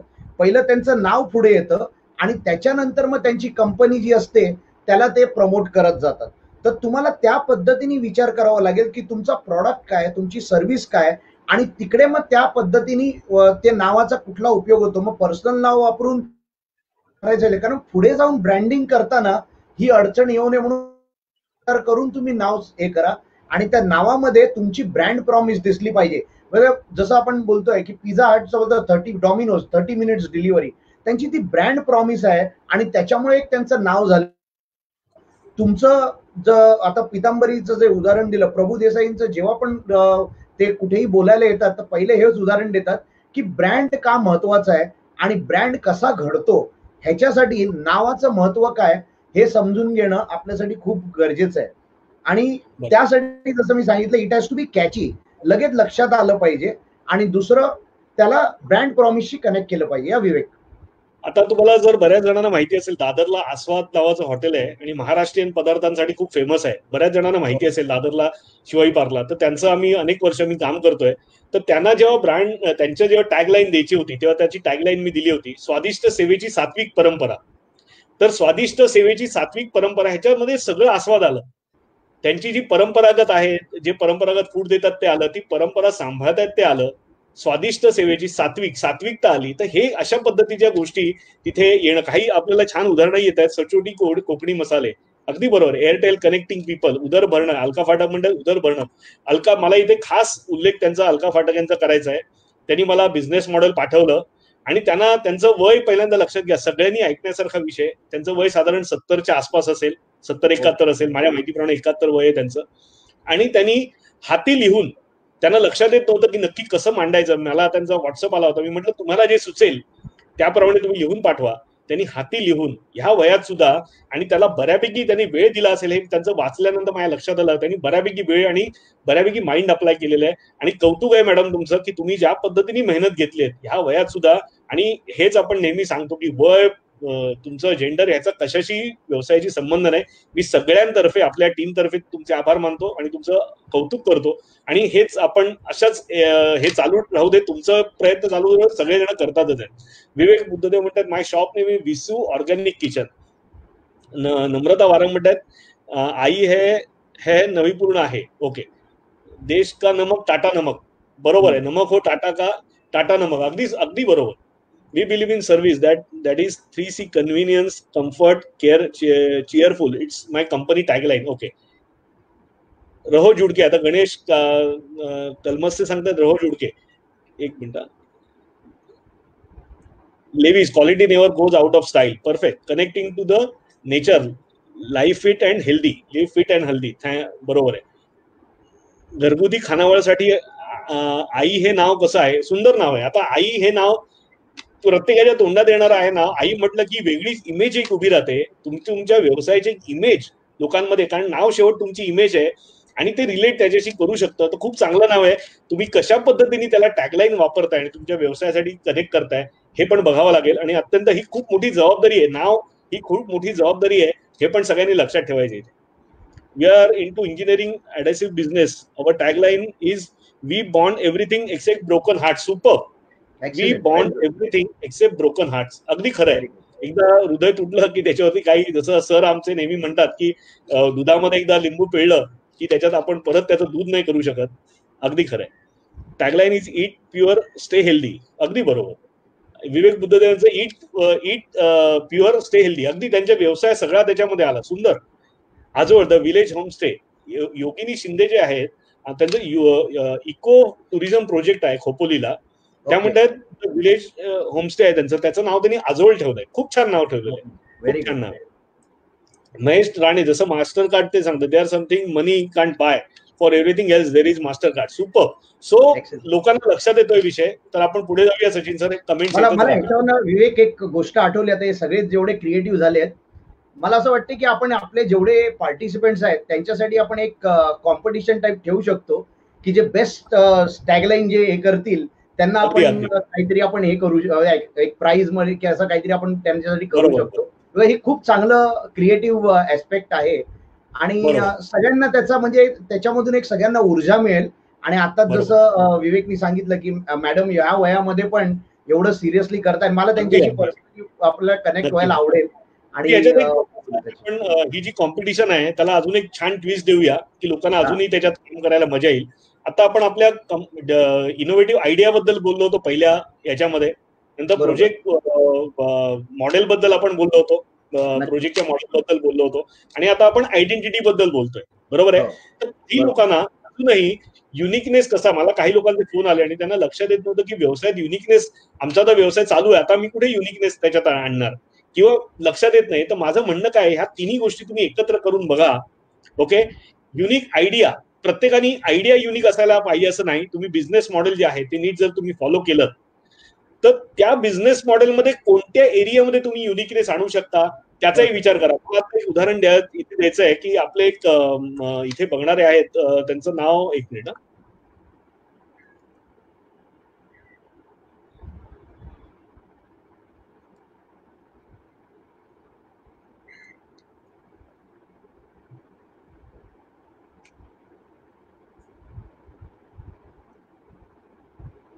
नेमकं मला आता त्यांचं नाव आठवत नाही. आणि एक दुसरे अजून कंटेंट्स आहे, सुदीप घाडगे म्हणून आहेत, त्यांच्याशी माझं बोलणं झालं होतं. सचिन सर तुम्ही बोलला होता त्यांच्याशी. त्यांचा पेंटिंगचा व्यवसाय आणि खूप नावाजलेले त्यांचं काम आहे आणि काही सेलिब्रिटीशी पण ते कामं करतात. म्हणजे तुम्हाला ते बोलताना त्यांनी सांगितलं असेल, काही सेलिब्रिटीशी कामं करतायत. आणि या करोनाच्या काळामध्ये त्यांचं बऱ्यापैकी व्यवसाय थोडा अफेक्ट झाल्यानंतर त्यांनी त्याच्यावर काम करायला सुरुवात केली आणि खूप नवीन सर्व्हिस ते देऊ पाहतायत लोकांना. कळलं की नाही. तर अशा पद्धतीने त्यांनी त्याच्याबद्दल बोलणं झालं होतं. त्यांच्या पॉलिशिंगचा जो व्यवसाय आहे त्याच्याबद्दल ते काही त्यांचं काम करतायत. आता इथे सांगणं बरोबर नाही, आपण सुदीपजींनाच आपण कधीतरी इंट्रोड्यूस करायला सांगूया आपल्या कार्यक्रमामध्ये त्यांची सर्व्हिस. तर त्यांनी खूप नवीन, आणि जसं मी म्हटलं तसं की कदाचित तुम्हाला मूळ कल्पना नवीन जरी नाही करता आली तरी ही जी बिझनेस मॉडेल आहे त्याच्यामध्ये जे पॅरामीटर्स आहेत, जे ऍट्रिब्यूट्स आहेत महत्वाचे, त्याच्यात सुद्धा तुम्ही कुठेतरी युनिकनेस आणलात तरी तुमच्या व्यवसायामध्ये युनिकनेस येऊ शकतो. तर तुम्हाला जे आपण आता कॉम्पिटिशनचा विचार करतोय त्याच्यात आपण अशा पद्धतीने करूया की तुम्ही करताय तो एक तर नवीन बिझनेस असू शकतो किंवा एक्झिस्टिंग बिझनेस तुम्ही विचार केलाय त्याच्यात कुठेतरी युनिकनेस असू शकतो. आणि त्या व्यवसायाचं नाव आणि त्या व्यवसायाची टॅगलाईन हे जर आपल्याला पाठवू शकलात तर ह्याच्यावरती आपण एक कॉम्पिटिशन छान करूया आणि चांगलं त्याला प्राइजही देऊ आपण. आणि विशेष काहीतरी देता येईल याचा विचार करू. अजूनही तो विचार केलेला नाही. पण इथे जे कोणी बघतायत, जवळजवळ 56 लोक बघतायत. बरोबर. ओके. तर आपली जी कॉम्पिटिशन आहे त्याच्यात हा महत्वाचा मुद्दा राहील की युनिक कल्पना असायला पाहिजे. मग ती मूळ कल्पना युनिक असेल तरी चालेल, किंवा तुमची कल्पना जरी कॉमन असेल तरी त्याच्यातल्या एखादा महत्वाच्या पार्टवरती तुम्ही काहीतरी युनिक सर्व्हिस किंवा युनिक सिस्टीम डेव्हलप करा की जे तुम्ही इथे एक्सप्लेन करा लोकांना. आणि तुमच्या व्यवसायाचं नाव, जर तुम्ही व्यवसाय झालेला असेल तर चांगली गोष्ट आहे, नसेल तर नवीन व्यवसायाचं नाव ठेवा, त्याला एक छानशी टॅगलाईन द्या आणि ती शेअर करा. लोकांच्या टॅगलाईन, लोकांचे हे पाठवू नका, त्याचा उपयोग तुम्हाला काही होणार नाही. ओके. आणि ह्याला आपण पुढचे जे सेशन आहे आपलं पुढचं सेशन असणार आहे रविवारी. त्या रविवारच्या सेशनच्या आधी जर मला पाठवलं तर आपण त्या दिवशी आपण लोकांसमोर ह्यावरती चर्चा सुद्धा करू. थोडा वेळ जास्त वेळ घेऊ त्यावेळेला सेशन, पण करता येईल. सर लोकांना आता बऱ्यापैकी कळलंय, आपल्याला सगळ्यांना कळलंय की नाव कसं असायला पाहिजे आणि काय काय महत्वाचे विषय आहेत आणि त्याची जी टॅगलाईन जी आहे ती का महत्वाची हे जर तुम्हाला कळलं असेल तर पटापट मला येस पाठवा, सो आपण पुढे जाता येईल आपल्याला. किंवा त्याबद्दल काही शंका असेल तरी पाठवा, कारण महत्वाचा विषय आहे आणि पुढचे विषय मग आपल्याला तसे घेता येतील. प्लीज. प्रीतम बांदेकर म्हणतात hygiene is priority, key to happiness and we serve happiness, my food business. सुंदर tagline. Aurangabad service and sale tagline pure health, Aquaguard service and health. बरोबर. येस. सो पटापट जर कळलं असेल, काही प्रश्न असतील तर पटापट विचारा. Trupti Kadam Thakur. Yes yes. So सगळ्यांना विषय बऱ्याच जणांना कळलेला आहे. त्यातून काही जर काही प्रश्न आले तर आपण नंतर घेऊया. सर नेक्स्ट आपण त्या विषयाकडे जाऊया. येस. तर आपण जसं बघितलं की तुमची निश म्हणजे तुमची खासियत जी आहे ती आयडेंटिफाय करता आली पाहिजे लोकांना. त्या उद्देशाने करू. आणि पुढच्या सेशनला जसं विवेकने सांगितलं, तुम्हाला एक अजून युनिकनेस कसा आणायचा किंवा त्याला काय गोष्टी असतात त्याचं एक सुंदर उदाहरण मी पुढच्या वेळी देणार आहे. आणि त्याच्यामधून तुम्हाला बरीच क्लॅरिटी येईल आणि खूप सोपा प्रॉडक्ट, एकदम साधा प्रॉडक्ट, त्यामुळे कशा पद्धतीने लोकांनी त्याची लेवल वाढवली आहे आणि त्याला कसा एक ब्रँड मध्ये कन्वर्ट केलाय त्याच्याबद्दल मी सांगणार आहे. तर आपण आधी बोललो की सगळ्यात पहिलं म्हणजे की माझं एक आयडेंटिटीसाठी मला माझा ब्रँड, माझा लोगो, कंपनीचं नाव, ओके, हे मला करावं लागेल. त्याचप्रमाणे मला बँक जे आहे, मला तशाप्रमाणे अकाउंट पण, मला करंट अकाउंट आहे, सेव्हिंग अकाउंट मध्ये बरेच लोक उघडतात आणि नंतर मग त्यांना तो चॅलेंज येतो. तर कंप्लायन्स मध्ये तुम्हाला अकाउंटिंगचं पण तुम्हाला अंडरस्टँडिंग करून घ्यावं लागेल. विवेक, तुला काही शेअर करायचं? आपण हा जो आयडेंटिटीचा विषय हा पूर्ण आपण मला वाटतं कम्प्लीट करूया सुरुवातीपासून. त्या संदर्भात टाईप बिझनेस टाईप कुठचा आहे, तुमचा कस्टमर काय आहे, टाईप ऑफ कस्टमर काय आहे आणि कॉम्पिटिशन काय आहे, तुमची कॉम्पिटिशन काय आहे ह्यालाही आपल्याला समजायला लागेल. तुम्ही जर व्यवसाय करताय तर तुमची कॉम्पिटिशन काय आहे आणि त्यांचे टॅगलाईन्स काय आहेत हे सुद्धा आपल्याला समजून घ्यायला लागेल. त्याच्यानंतर आपल्याला डिझाईन, लोगो, तुमचा लोगोचं डिझाईन अत्यंत आकर्षक, कारण लोगो ही तुमची आयडेंटिटी आहे. कारण तुमचा चेहरा लोकांना दिसत नाही, तुमच्या कंपनीचा कंपनी दिसत नाही कुठे आहे, पण कमीत कमी शब्दात मी म्हटलं तसं एक छोटी इमेज आहे. लोगो म्हणजे काय, एक इमेज आहे की त्या इमेजच्या माध्यमातून तुम्ही सगळ्या गोष्टी कम्युनिकेट करता. आणि या लोगो डिझाईनला शास्त्र आहे, त्याच्या रंगाचं शास्त्र आहे. तुम्ही फॉन्ट कुठचे वापरणार याचं शास्त्र. एखादी इंजिनिअरिंग कंपनी असेल, त्या इंजिनिअरिंग कंपनी खूप चांगले डिझायनर फॉन्ट जर वापरले तर ते इंजिनिअरिंग कंपनीला चांगले दिसत नाही. इंजिनिअरिंग म्हटलं की त्याच्यात क्वालिटी आली, मजबूती आली, तर तिथे तुमचे फॉन्ट पण मजबूत पाहिजे. अशा प्रकारचं त्याचं शास्त्र आहे. आणि जर तुम्ही एखादा फॅशन रिलेटेड बिझनेसमध्ये आहात, एखाद्या ज्वेलरी रिलेटेड बिझनेसमध्ये आहात, तर तुमचे फॉन्ट टाटा किंवा बोल्टा सारखे असून चालणार नाही. ते थोडंसं तुम्हाला तिथे तुमची कला, आर्ट तुमची दाखवायची आहे, तर त्या पद्धतीचे फॉन्ट. आणि एक शास्त्र आहे, मला जर विचाराल तर तुम्ही ह्याच्यासाठी शक्यतो जे प्रोफेशनल मेकर्स आहेत, लोगो मेकर्स आहेत, यांच्याशी संपर्क करा. कारण बऱ्याच वेळेला आपण काय करतो की आपण घरी बसून, म्हणजे अशी कॅनवा नावाची काही सॉफ्टवेअर, अनेक सॉफ्टवेअर आहेत की तुम्ही घरी बसून स्वतःच तुमचे लोगो बनवू शकता. ओके, पण आपलं त्याच्यातलं नॉलेज हे लिमिटेड असतं. पण आपला लोगो आयुष्यभर आपल्या बरोबर राहणार आहे. कारण कंप्लायन्स मधला पण हा एक महत्वाचा विषय की जेव्हा तुम्ही लोगो बनवता, तुमची टॅगलाईन बनवता, ती आपल्याला रजिस्टर करावी लागते. नाही तर असं लक्षात आलं की तुम्ही तुमचा लोगो बनवलाय, खूप मेहनत केली, आणि 5 वर्षांनी तुमचीच लोगो, तुमचीच टॅगलाईन, तुमचंच नाव वापरून कुठच्या तरी बाजूच्या गल्लीमध्ये माणूस तुमचा व्यवसाय करतोय आणि तुमच्या आधी त्यांनी त्यांचं ब्रँड रजिस्टर केलेलं आहे. तर तुम्हाला ते पण कंप्लायन्स मध्ये महत्वाचं आहे की तुमची जी कंपनी आहे, त्याचं नाव आहे, त्याची टॅगलाईन आहे, ही रजिस्टर करायची आहे. ते तर मला त्याच्यासाठी तुम्ही चांगल्या एखाद्या एजन्सीकडनं की ज्याला व्यवसायाचं नॉलेज आहे आणि लोगो बनवणं ही त्याची कला आहे ना, यांच्याकडनं जर बनवून घेतलं तर तुम्हाला त्याचा खूप नक्की फायदा होणार आहे.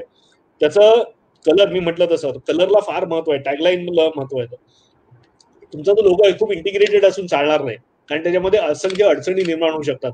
आता जे जग आहे हे पूर्णपणे बदललेलं आहे, मार्केटिंग बदललेलं आहे. डिजिटल मार्केटिंग, मोठ्या प्रमाणावरती डिजिटली मार्केट केली जातात प्रोडक्ट. तर तुमचं लोगो, तुमची टॅगलाईन जी आहे ही डिजिटल मार्केटला, डिजिटल प्लॅटफॉर्म जेवढे आहेत त्याला सुटेबल कशी असेल, किती कॉम्पॅक्ट असतील, ते तुम्हाला काळजी त्याची घ्यायची आहे. सिंपल असणं गरजेचं आहे. लोकांना शोधायचं असेल, लोक तुमच्या नावाने शोधतात. आता मी जेव्हा चैतन्य सृष्टी म्हणतो ना, ही आमची खरी तर चूक आहे. आम्ही नाव खूप मोठं आहे, चैतन्य सृष्टी नाव खूप साजेसं आहे व्यवसायासाठी, पण जेव्हा मी डिजिटल मार्केटमध्ये उतरतो तर माझ्या एखाद्या कस्टमरला चैतन्य सृष्टी शोधायचं असेल, वेबसाईट शोधायची असेल तर कष्ट घ्यावे लागतात. तर तुम्ही ती काळजी घ्या की तुमचं नाव जेवढं छोटं घ्याल, तुम्ही छोटं कराल, कॉम्पॅक्ट कराल, तेवढं तुमची इफेक्टिव्हिटी वाढेल. लोक तुम्हाला शोधणार आहेत. लक्षात घ्या, तुम्ही फक्त लोकांकडे जाणार नाही आहात, तर लोक तुम्हाला शोधणार आहेत. तर त्याचा तुम्हाला विचार करावा लागेल. नंतर सेल्स ब्राउचर्स, तुम्हाला ब्राउचर्स बनवायला लागतील. ही सगळी मिळून तुमची ब्राउचर्स आहे. तुम्ही तुमच्या जर ड्रेस कोड देणार असाल, तुमच्या लोकांना जर ड्रेस कोड देणार असाल, एखादी कंपनी आहे आणि they are into service, तुमच्याकडे 50 माणसं काम करतायत आणि तुमची साधी क्लिनिंग सर्व्हिस आहे, बरोबर आहे, तर तुमची माणसं बाहेर ट्रेनमध्ये ओळखता आली पाहिजेत की अरे हा ह्यांच्या कंपनीचा माणूस आहे. इतकं ते अट्रॅक्टिव्ह पाहिजेत आणि टू द पॉइंट. आणि त्या तुमच्या त्यांच्या वेशावरनं तुमच्या कंपनी कोणत्या प्रकारची आहे याचा अंदाज यायला पाहिजे. तुम्ही जर रेस्टॉरंट करताय तर तुमचा वेटरला चांगला ड्रेस पाहिजे. तो जर कोडिंग आहे आणि त्याच्यासाठी एक प्रकारचा कोड वापरला जातो, ओके, आणि त्याला ब्रँडिंग कोड म्हणतात. त्याचं मॅन्युअल, मोठमोठ्या कंपन्यांकडे मॅन्युअल असतं की जे त्यांचं घरात, त्यांच्या ऑफिसेसचं, त्यांच्या शॉपचं इंटिरियर सुद्धा विशिष्ट रंगातच करतात. आज आपण एखादा कॉफी डे मध्ये गेलो, तिथे लोगो नसला तरी आपल्याला कळतंय कॅफे कॉफी डेचं ठिकाण आहे. किंवा तुम्ही आयसीआयसीआय बँकमध्ये गेलात आणि कुठे आयसीआयसीआय बँक लिहिलेलं नसलं तरी तुम्ही कुठच्याही ब्रांचमध्ये जा, तुमच्या गेल्यावरती लक्षात येतं आपण आयसीआयसीआय बँकमध्ये आलेलो. तर अशा पद्धतीचं कलर कोडिंग त्याला महत्वाचं आहे. आता सुरुवातीला, व्यवसायाच्या सुरुवातीला ह्याचं जरी महत्व वाटलं नाही तरी व्यवसाय जेव्हा वाढेल त्यावेळेला ह्या अत्यंत महत्वाच्या आहेत. त्याच्यानंतर तुम्हाला फिजिक, तुमची इमेज, जे मी म्हटलं ऑफिस आणि याचं इक्विपमेंट जे आहे, तुम्ही इक्विपमेंट जी वापरणार आहात त्याला तुम्ही ब्रँडिंग करू शकता.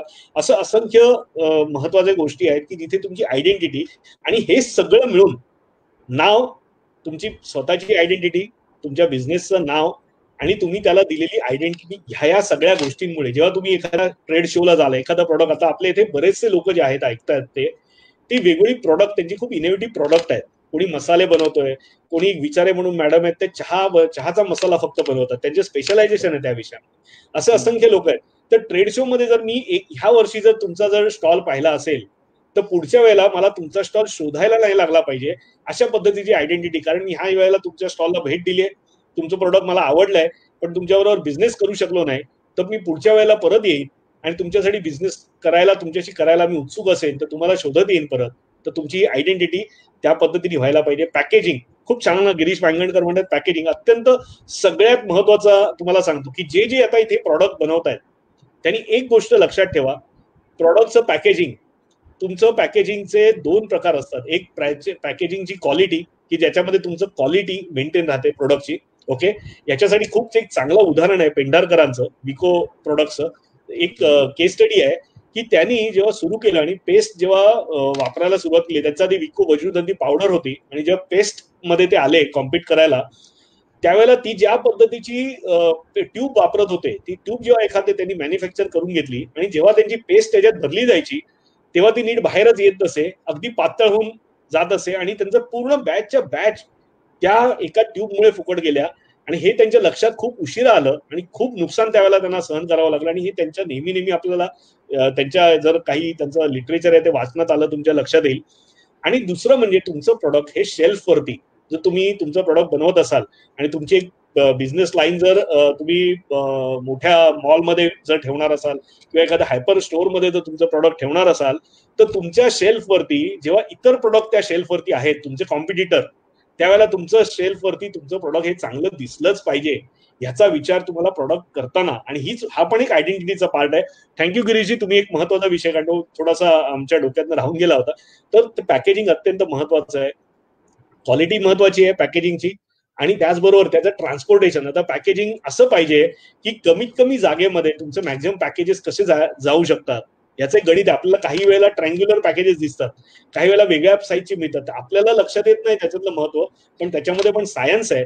आणि जे पॅकेज इंडस्ट्रीमध्ये आहेत त्यांना ते त्याचं परफेक्ट माहिती आहे की ते त्यांचा मोबिलायझेशनच्या दृष्टीने, लॉजिस्टिकच्या दृष्टीने स्वस्त होण्यासाठी त्यांना अशी पॅकेजिंग करायला लागतात की कमीत कमी जागेत मॅक्झिमम त्यांचं प्रोडक्ट जाऊ शकेल. So thank you so much Sachinji. तर आपण हा जो महत्वाचा विषय, तर बऱ्याच लोकांना आयडेंटिटी बद्दल साधारण कळलंय का?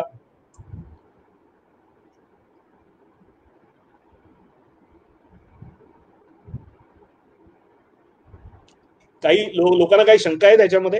सर ह्याच्यात काय बोलायचं तर आपण चालू ठेवा. नाही नाही, खूप चांगलं उदाहरण आणि ते विकोचं उदाहरण दिलं आणि बाकी जे उदाहरणं दिली की ऑलरेडी सगळ्या गोष्टी जे कव्हर झालेल्या आहेत त्यामध्ये.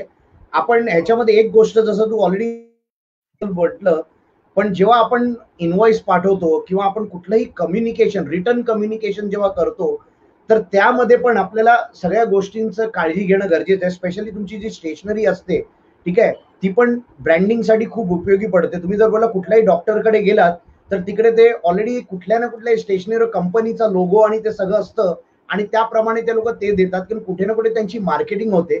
तर तुम्ही नेटवर्किंग इव्हेंट्सला जाता, कुठल्या बिझनेस मीटिंगला जाता, कुठेही गेलं तर तुमचं हे जे प्रेझेंट करण्याचं जो साधन आहे, मग तुमचं बिझनेस कार्ड असो किंवा तुमचं एनव्हलप मध्ये तुम्ही कोणाला काही गोष्टी देतात, तर या खूप चांगल्या पद्धतीने झालं पाहिजे. जसं तुम्ही फ्लिपकार्ट, अमेझॉनचं जर बघितलं, त्यांचं पॅकेजिंग आणि एवढं हे असतं की कुठलाही सामान आतमध्ये ते खूप चांगल्या पद्धतीने असतं. आणि विवेकनी सांगितल्यासारखं तुमच्या प्रॉडक्टची पॅकेजिंगमुळे शेल्फ लाईफ जी असते ती पण वाढते. नाही तर विको सारखं जर उदाहरण होतं की पेस्ट जी होते पातळ होते, तर ह्या गोष्टी घ्यावी लागते. म्हणून एक आपण सांगितलं की जसं ऑलरेडी त्यांनी कव्हर केलंय, तर कुठे ना कुठेतरी तुमची ऑफिसची जी स्टेशनरी आहे, ज्याच्याशी तुम्ही कम्युनिकेट करतात कस्टमर बरोबर किंवा तुमच्या सप्लायर बरोबर, तिथे पण ब्रँडिंग करण्याची तुम्हाला खूप एक चांगली संधी मिळते. आणि ऑलरेडी विवेकनी सांगितलं ऑनलाईन. आजच्या तारखेला जर तुम्ही ऑनलाईन नाही आहात, तर तुम्ही अस्तित्वातच नाही आहात, अशी आजची समज आहे आणि हकीकत आहे. तर जेवढं तुमचं प्रेझेन्स ऑनलाईनवर होईल, तेवढं तुम्ही लोकांसमोर आणि जास्तीत जास्त लोकांसमोर पोहोचू शकतात. म्हणून त्यासाठी सगळ्यात पहिलं म्हणजे तुमची वेबसाईट, एक सिंपल वेबसाईट तुमची असली पाहिजे, जेणेकरून लोकांना तुम्हाला शोधायचं असेल तर ते तुम्हाला ऑनलाईन वर जाऊ शकतात आणि शोधू शकतात. दुसरं, हा विवेक सांग. आता हे वेबसाईट बद्दल खूप चांगलं मला एक सुचवायचंय तुम्हाला की तुम्ही वेबसाईट बनवताना बऱ्याच लोकांना खूप वेबसाईट क्रिएटिव्ह बनवण्यामध्ये खूप इंटरेस्ट असतो आणि जेवढा प्रॉडक्ट बनवण्यामध्ये जेवढा वेळ घालवत नाहीत किंवा प्रॉडक्ट इनोव्हेशन मध्ये, तेवढं वेबसाईट डिझाईन मध्ये ते जास्त वेळ घालवतात. पण गंमत अशी आहे की जेवढं तुम्ही तुमची वेबसाईट जास्त क्रिएटिव्ह बनवता, तेवढी ती अपलोड व्हायला खूप वेळ लागतो आणि आजच्या काळामध्ये लोकांकडे तेवढा वेळ नाहीये.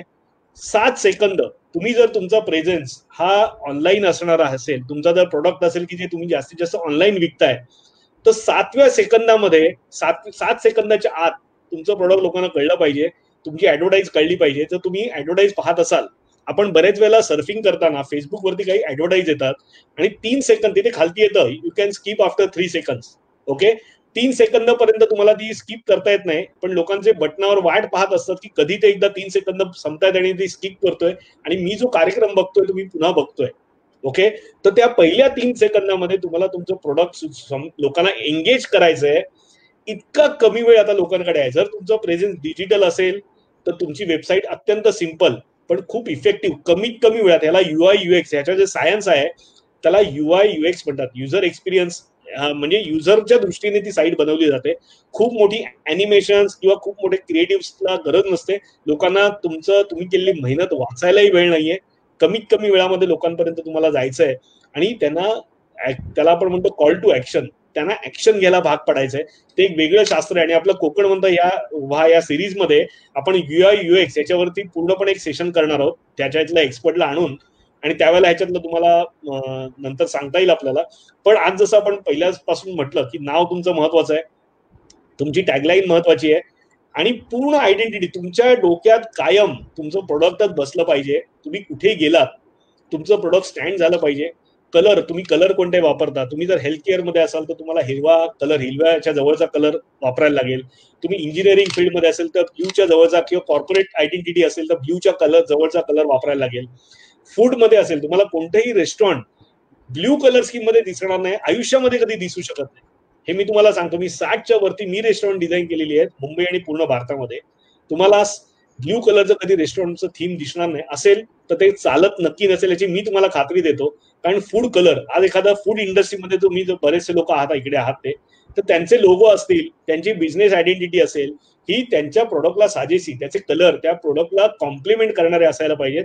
याची काळजी घ्या. हे सगळं मी जरी सांगत असलो, जनरल नॉलेज तुम्हाला देत असलो आणि गुगलवरती जरी बऱ्याचशा गोष्टी अवेलेबल असल्या, तरी मी परत परत तुम्हाला सांगेन, जे एक्सपर्ट्स आहेत ह्या विषयातले एक्सपर्ट जे आहेत त्या एक्सपर्टचीच तुम्ही मदत घ्या आणि ही इन्व्हेस्टमेंट तुमची कधी फुकट जाणार नाही. तुमच्या डोक्यात जर लॉंग टर्म बिझनेसमध्ये राहायचं असेल तर ही इन्व्हेस्टमेंट तुम्हाला आज न उद्या करावीच लागेल. टप्प्याटप्प्याने करा, पण करावीच लागेल आपल्याला. ओके सर, आणखीन काही सांगायचं आहे आपल्याला?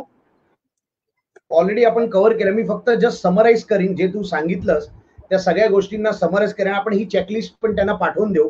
तर बेसिकली पहिलं असतं की आपल्याला बिझनेस जो डिटरमाइन करतो, जसं तू सांगितलं, सगळ्यात पहिलं माझा बिझनेस काय आणि माझ्या बिझनेसचे म्हणजे प्रॉडक्ट काय हे पहिलं आपल्याला समजून घ्यायला लागेल जेव्हा आपण आयडेंटिटीज बद्दल बोलतो.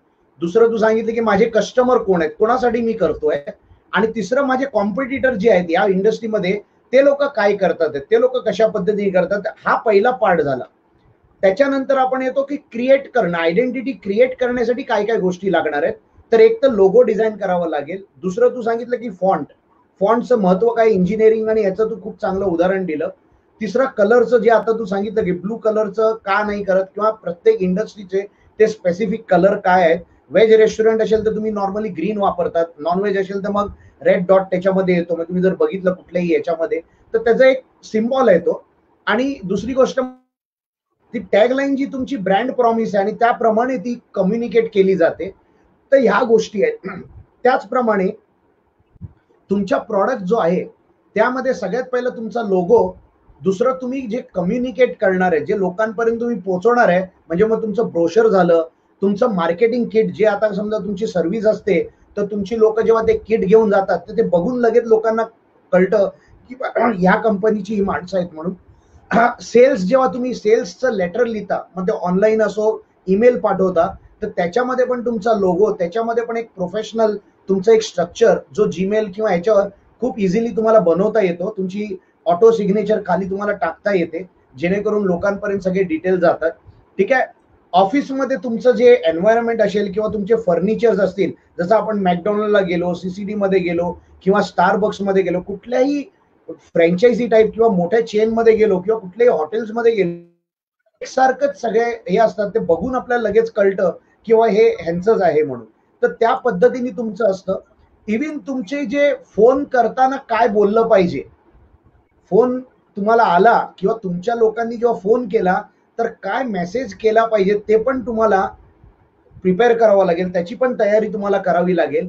ठीक आहे.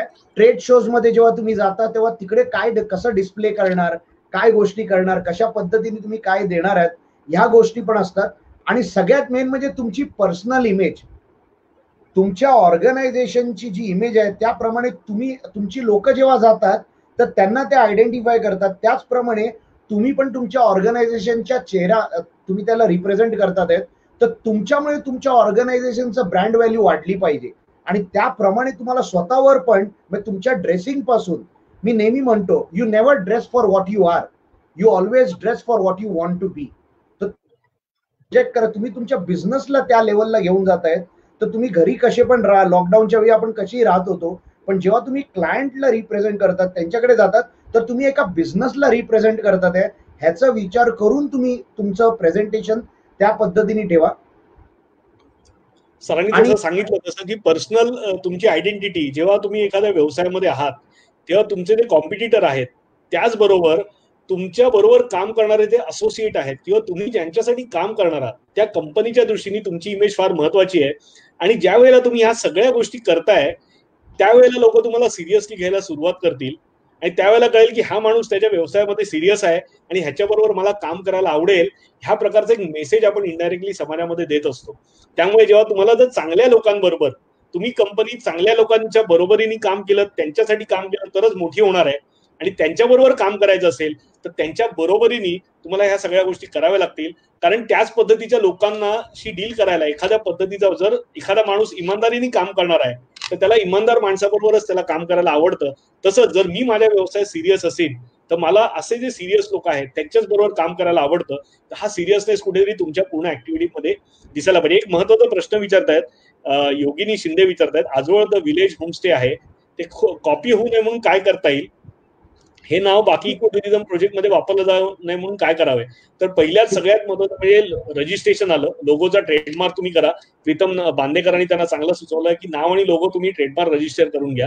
आणि त्याच्या तुम्हाला जाऊन ते करावं लागणार आहे. तुम्हाला मी पुढे जाऊन सांगतो, तुम्हाला पुढे जाऊन सांगतो तुम्ही जर IP, ज्याला इंटेलेक्च्युअल प्रॉपर्टी राईट्स या विषयामध्ये अभ्यास असलेला किंवा प्रॅक्टिस असलेला जर लॉयर असेल तर अत्यंत स्वस्तामध्ये तुम्ही तुमची पूर्ण सिस्टीम, म्हणजे तुम्ही ज्या पद्धतीने व्यवसाय करताय त्या व्यवसायाची सिस्टीम सुद्धा तुम्ही IP रजिस्टर करू शकता, की जसा तुम्ही व्यवसाय करताय तसा व्यवसाय, त्याच्यात जे तुम्ही युनिकनेस आणलेला आहात, तुम्ही एक प्रकारचं ताट जर वापरत असाल एक प्रकारे, तर तेही त्या लेवलचं सुद्धा मला आता त्याची गॅरंटी नाही देता येणार की नक्की कोणत्या पद्धतीचं करता येतं, पण तुमची पूर्ण सिस्टीम, तुमची जो SOP असेल, म्हणजे ज्याला आपण म्हणतो स्टँडर्ड ऑपरेटिंग प्रोसेस तुमची जी असेल, तुमच्या होमस्टेमध्ये कस्टमर आल्यानंतर त्याला तुम्ही कसं ग्रीट करता, ही तुमची पूर्ण SOP सुद्धा तुम्ही रजिस्टर करू शकता. त्याचे वेगवेगळे क्रायटेरिया आहेत आणि हे तुम्हाला IP related intellectual property rights मध्ये काम करणारे ऍडव्होकेट्स हे तुम्हाला त्यात मदत करू शकता.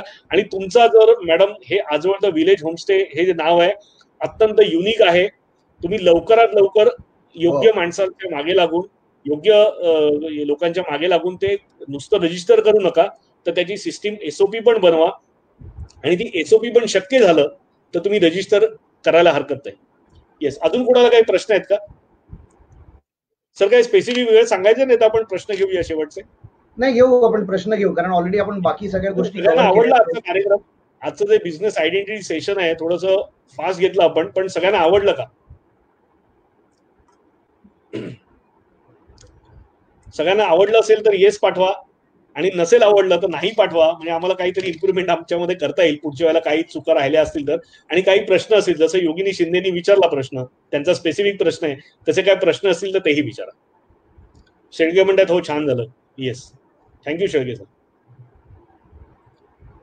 अजय साळे, आशा साळी म्हणतात येस छान झालं. शीतल पवार म्हणतात हो सर छान झालं. Yes, thank you so much.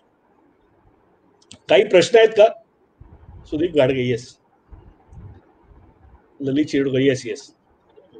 Girish Wangankar सांगतात हो सर छान झालं. प्रश्न येत नाहीत, कोणी प्रश्न असतील तर.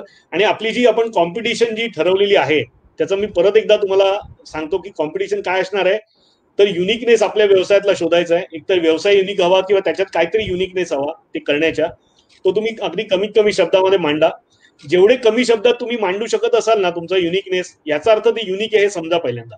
निबंध पाठवायची गरज नाही. तर तुम्हाला तुमची कंपनी, तुमचं युनिकनेस तुम्हाला कमीत कमी 2 ओळीत किंवा 3 ओळीत सांगता येत नसेल, 2 ओळीत सांगता येत नसेल तर तो युनिकनेस आहे असं मुळात समजू नका आणि पाठवायची तसदी घेऊ नका. तुम्ही स्वतः अजून त्याच्यावरती काम करा. जेवढं तुम्ही डिटेल जाल तेवढं तुम्हाला, याचा अर्थ ते युनिक नाही असं समजा. पहिली गोष्ट हा एक विषय झाला. आणि दुसरं, त्याच्यासाठी चांगलं नाव आणि चांगली टॅगलाईन एवढं मला पाठवा. काही बिझनेसमध्ये बिझनेस आयडेंटिटी आणि प्रोडक्ट आयडेंटिटी वेगळे असणं आवश्यक आहे का? कंपनी नेम हो नक्कीच, हे कायम वेगळेच राहणार आहे. बिझनेस आयडेंटिटी वेगळी राहणार आहे आणि प्रोडक्ट आयडेंटिटी हे अगदी अगदी सुत्य आहे, म्हणजे याच्यात काही चुकीचं नाहीये. तुमचं जे प्रोडक्ट असणार, कारण प्रोडक्ट हे रिप्रेझेंट करणार आहे त्या प्रोडक्टला आणि कंपनीचं नाव तुम्हाला रिप्रेझेंट करणार आहे. आणि ह्याच्यामध्ये कुठेतरी सिंक असणं मात्र नक्कीच गरजेचं आहे. येस, प्रोडक्टचं नाव मोजे. आता काही बिझनेसमध्ये आयडेंटिटी वेगळं असणं, एक्झाम्पल कंपनी नाव प्युअर स्नॅक आणि प्रोडक्टचं नाव मोजो स्नॅक बार. ओके, आता हे कसं समजून घ्यावं लागलं, हा मोजो स्नॅक बार नक्की काय आहे आणि ते योग्य आहे की नाही, पण नावं वेगवेगळी असू शकतात. Yes, very much knowledgeable, thank you so much.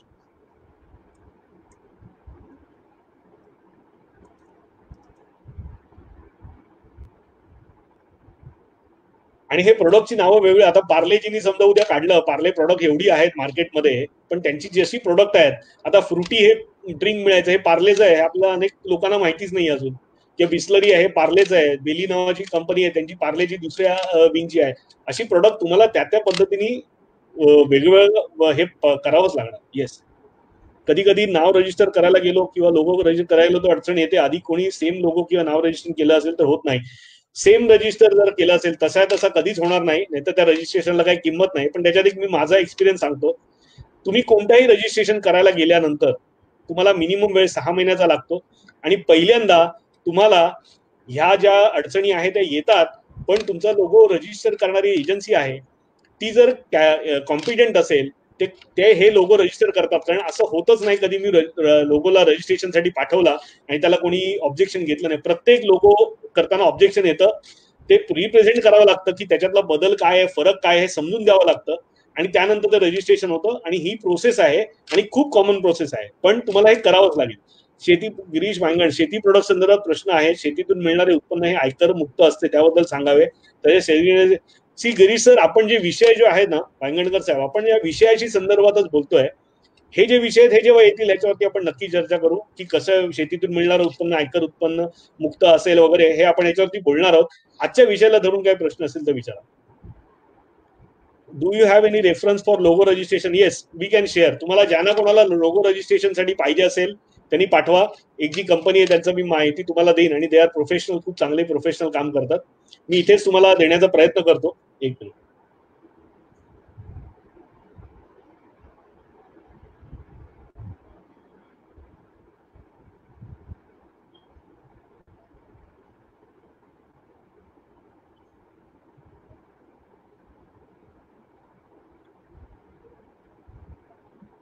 तोपर्यंत काही प्रश्न असतील तर येऊ देत.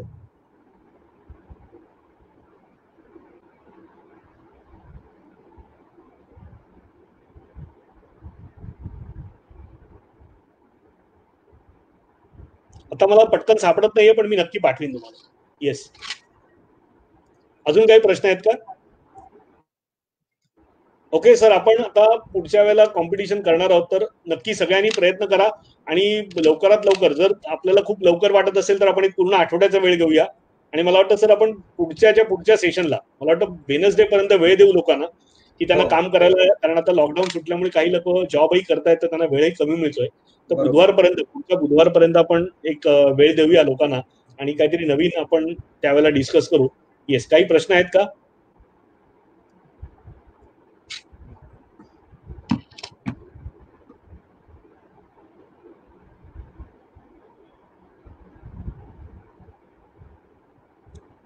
एक बीडीएस लीगल,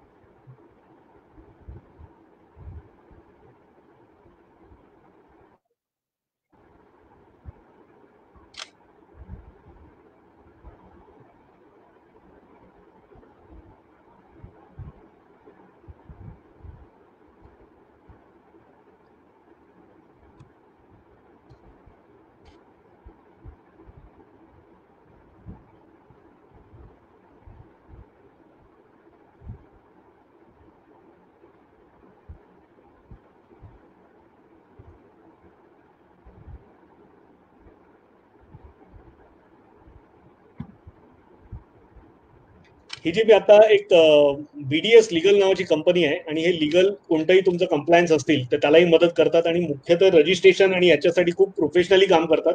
माझा स्वतःचा अनुभव त्यांच्याबरोबर चांगला आहे. त्यांच्याशी तुम्ही संपर्क करू शकता. त्यांचा नंबर आता माझ्याकडे नाही, पण नंतर देईन मी, पण तुम्ही नेटवरनं पण शोधू शकता. येस, नरेशजी, तुम्हाला बीडीएस लीगल हे शोधायचं आहे, नेटवरती माहिती घ्या, नाही तर मी तुम्हाला परत पाठवेन. सचिन सर, एक साईट सांगणार होते, इंडिया फायलिंग सारखी, एमएसएमई साठी जी आहे ना. सचिन सर, एमएसएमई साठी जी फायलिंगची MSME.org आहे ती, मी हे करून देतो, पाठवतो मी, मग त्याप्रमाणे आपण हे करू. तो काही बहुतेक प्रश्न नाही आहेत लोकांचे सचिन सर. सो मला वाटतं आपण आता पुढचा जो आपला जो कार्यक्रम आहे, पुढच्या बुधवारी आपण भेटणार आहोत. येणाऱ्या रविवारी आपण भेटणार आहोत. एक मिनिट.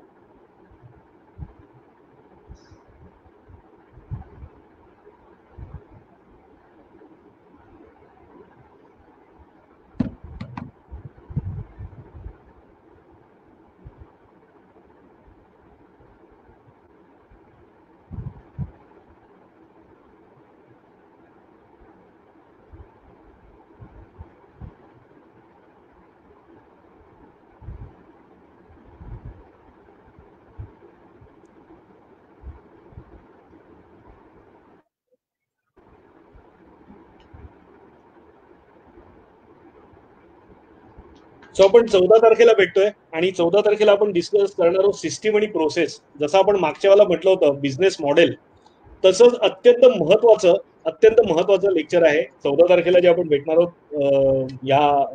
येणाऱ्या 14 तारखेला आणि डिस्कस करणार आहोत सिस्टीम आणि प्रोसेस. तुम्ही ज्या व्यवसायामध्ये आहात तिथे सिस्टीम आणि प्रोसेस का महत्वाच्या असतात, कशा पद्धतीने डिझाईन करायच्या असतात, त्यातले काय महत्वाचे फॅक्टर्स असतात, याच्यावरती आपण बोलणार आहोत. आणि ते पण खूप महत्वाचं सेशन आहे. तर जसं आतापर्यंत तुम्ही सगळेजण आलात तसंच या. जास्तीत जास्त लोकांपर्यंत हा विषय पोचवा. आपण जे प्रयत्न करतोय हा जास्तीत जास्त लोकांपर्यंत पोचवा. आपल्याला खूप लोकांना कोकणबंद खऱ्या अर्थाने करायचं आहे, मदत करायची लोकांना पुढे जाण्यासाठी, त्यांच्या व्यवसायामध्ये सक्सेसफुल होण्यासाठी. तर तुम्ही जो काही आतापर्यंत मला इथे खूप छान नेहमी उपस्थित राहून माझा पण एक जोश वाढवताय आणि सचिन सरांचा सुद्धा पण वेळ योग्य ठिकाणी आपण लागतो असं मला असं वाटायला लागलंय. So thank you so much. सगळ्यांचे परत आभार मानतो. सचिन सर, तुम्ही सुद्धा आपला वेळ नेहमीप्रमाणे दिलात त्याबद्दल तुमचे आभार मानतो. आणि हा पुढचा ह्याच्यात आपण लवकरच भेटू.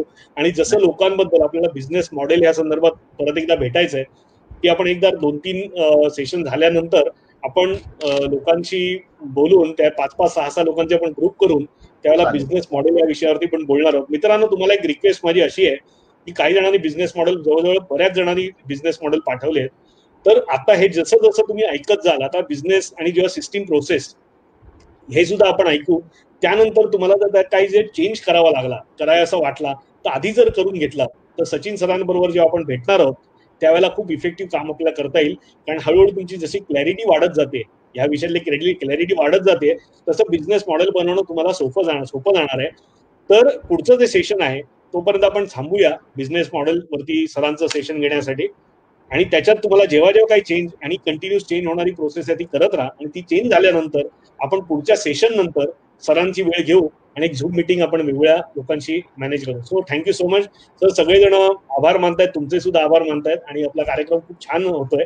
सो लोकांना परत परत सांगतोय, लोकांपर्यंत पोहोचवा आपला कार्यक्रम. आपण जेव्हा हा कार्यक्रम बघाल, बघून झाल्यानंतर वॉच पार्टी म्हणून असतं बघा, तर तिथे जाऊन तुम्ही हा प्ले करा. तुमचं जे नेटवर्क आहे त्यांना हा कार्यक्रम त्यांच्यापर्यंत पण पोहोचेल, जेणेकरून हा कार्यक्रम जास्तीत जास्त लोकांपर्यंत जाईल आणि खूप लोक याच्याशी जुडले जाईल.